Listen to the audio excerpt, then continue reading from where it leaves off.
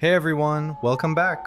If you've been waiting for new Stalker 2 mods, there are actually a few that are definitely worth checking out. The modding scene is still growing, so we haven't seen the massive overhauls yet, but every month we're getting closer.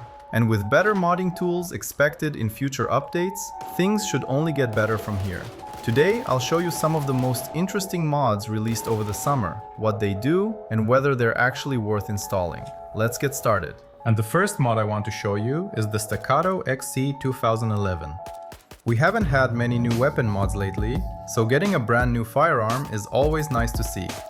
This mod adds the Staccato XC 2011, a pistol chambered in 9x19mm, which you can buy from traders around the middle of your playthrough. The pistol is fully moddable, so you can equip different attachments and customize it to fit your playstyle. It also looks fantastic. The model and animations are well made, and it fits into Stalker 2's world like it was always meant to be there.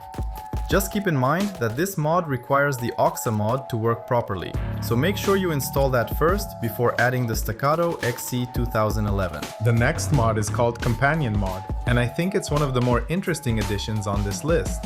It lets you hire your own companion to travel with you through the zone, so you don't have to fight every encounter alone.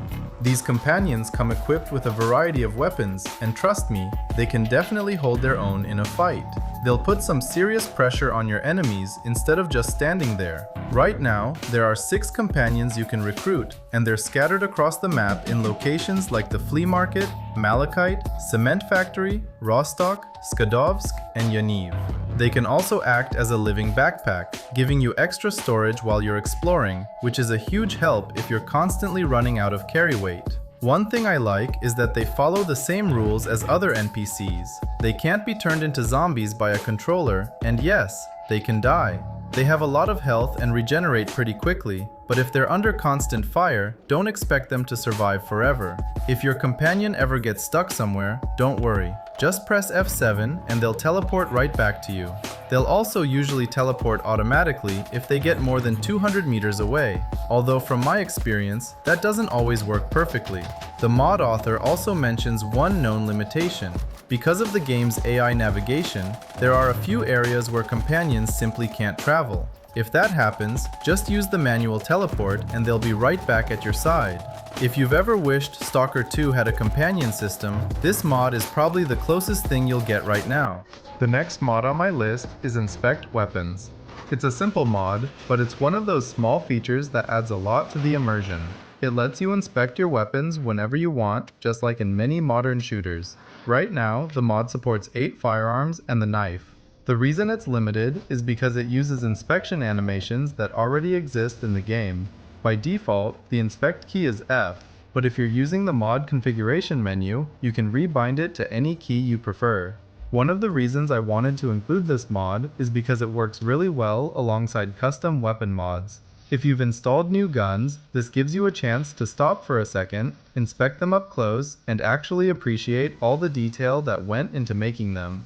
It doesn't change the gameplay, but it definitely adds to the overall experience, especially if you're someone who likes immersive mods. And the last mods on my list are actually 3 separate quality of life mods that you can download directly from the Steam Workshop. They're called Long-Lasting Medicals, Long-Lasting Food, and Long-Lasting Pills. And honestly, they do exactly what their names suggest. Long-Lasting Medicals increases the duration of healing effects from things like medkits, bandages, and anti-radiation medicine. Long-lasting food extends the effects of consumables like energy drinks, water, beer, vodka, and other food items, so you don't have to constantly reapply their buffs. And finally, long-lasting pills makes temporary medications much more useful. For example, Barbinock now reduces bleeding for 30 minutes instead of just 3. Psyblock increases your Psy protection from 1 minute to 10 minutes, and Hercules lasts 50 minutes instead of only 5. These are simple mods, but I think they make a big difference during a long playthrough. Instead of constantly opening your inventory to use the same consumables over and over again, you can spend more time actually exploring the zone and less time managing buffs. If you're looking for small quality of life improvements without changing the core gameplay, I definitely recommend giving these mods a try. And that's it for today's list. Let me know in the comments which of these mods was your favorite, or if there's another mod that you think deserves a spot in the next video. The Stalker 2 modding community is still growing, and with more official modding tools expected in future updates, I think we're going to see some really amazing projects over the next few months. I'll definitely keep an eye on all the new releases, so if I find more interesting mods, I'll put together another roundup like this.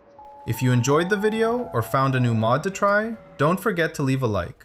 It really helps the channel grow and lets me know you want to see more Stalker 2 mod showcases.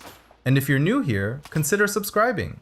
I cover Stalker 2 mods, gameplay, and other games with active modding communities, so there's plenty more content on the way. Thanks for watching, and I'll see you in the next one.